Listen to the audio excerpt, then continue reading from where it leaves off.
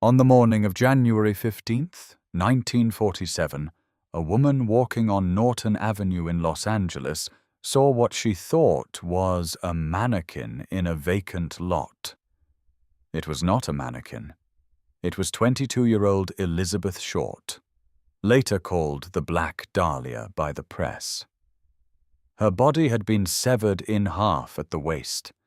There was no blood at the scene, not a drop. The body had been completely drained, cleaned, and posed before being placed on the sidewalk. Whoever did this had not killed her here. They had brought her here. The Los Angeles Police Department investigated for years. The FBI investigated. 150 suspects were questioned. Nobody was ever charged. In 2003, a retired detective said he had interviewed the killer and let him go. And in 1982, the man who came closest to an arrest watched his primary suspect die in a fire before he could be brought in. The first detail that set the Black Dahlia case apart from other murders was the absence of blood.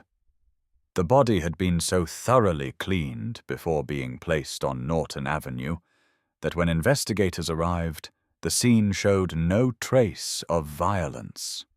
Just a body, positioned with deliberate care, a few feet from the sidewalk. This indicated two things.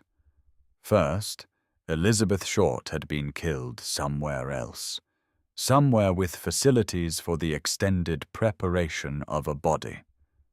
Second, whoever had done this had taken significant time and effort to present the scene in a specific way. This was not impulsive. It was planned. 9 days after the body was found, a suspicious manila envelope arrived addressed to Los Angeles newspapers.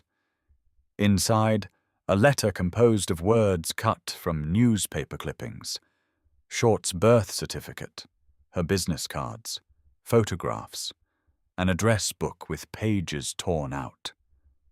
The sender was claiming to be the killer and was returning Short's belongings as a kind of communication. The FBI isolated fingerprints from the envelope. The prints were not in any database.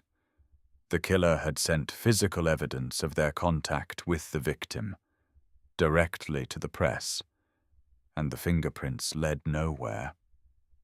In 2003, 56 years after the murder, a retired LAPD detective named Ralph Asdel gave an interview.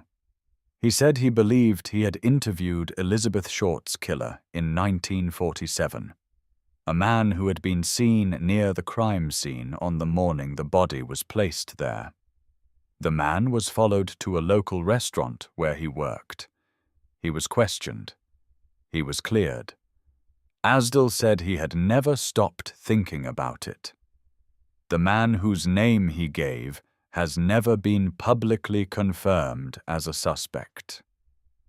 The LAPD did not reopen the case based on his statement. Asdel died in 2007. Whatever he knew, it died with him.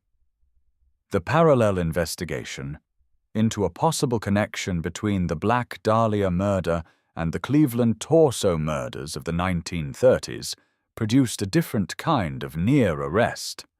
A private investigator named John St. John spent years building a case against a man named Jack Anderson Wilson, a career criminal with connections to both Los Angeles and Cleveland. St. John said he was close to arresting Wilson when Wilson died in a hotel fire on February 4, 1982. The fire was ruled accidental. Wilson's records were destroyed in the fire. The physical evidence of the Black Dahlia case points consistently toward a specific profile. The killer had knowledge of anatomy. The bisection was surgical in its precision. Early in the investigation, the FBI was asked to investigate students at the USC Medical School, based on the skill evident in the mutilation. The killer had access to a private space with running water. The cleaning and preparation of the body required time and facility. The killer was comfortable in Los Angeles. The body was placed in a visible location in a residential neighborhood, requiring knowledge of the area and confidence that they would not be seen. And the killer communicated with the press, sending Short's belongings in a way that suggested both confidence and a desire to be acknowledged. 192 suspects were investigated and dismissed. The grand jury that examined the case in 1949 concluded that the murder remained unsolved through lack of evidence, not through police misconduct. The evidence existed, the fingerprints existed, the letter existed, the match was never found. Here is what we know. Elizabeth Short was murdered on or around January 14th, 1947. Her body was cleaned, bisected, and posed. The killer sent her belongings to the press. Fingerprints were recovered and matched nothing. 150 suspects were questioned. A retired detective said in 2003 he had interviewed the killer and let him go. The investigator closest to an arrest watched his suspect die in a fire in 1982. The case is still open. Here is what we don't know: who the fingerprints belonged to, what was in the pages torn from Short's address book, who the man near the crime scene was, whether Wilson's death was accidental, and why.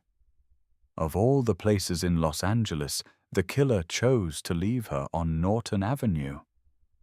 In plain sight, as if they wanted her to be found exactly there. We're laying out what we found. You decide what it means. Subscribe. And leave a comment. Because Elizabeth Short has been dead for 78 years, and the fingerprints on that envelope are still unmatched.